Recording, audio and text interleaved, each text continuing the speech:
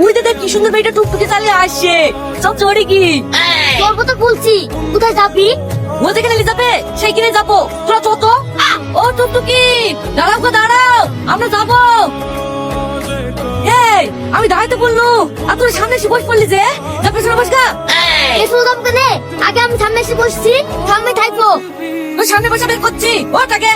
থামো থামো, সামনে বসে দেখে ঝামেলা তো করছো। ভাড়া জানা তো? জানবো না কেনে, টুকটুকে চললি 10 টাকা।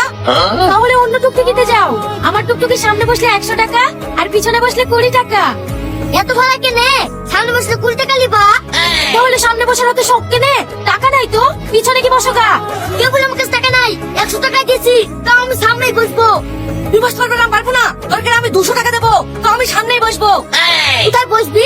সামনে জায়গা আছে নাকি? আরে সে চিন্তা তোমাকে করতে হবে না, আমি জায়গা করে দিয়েছি।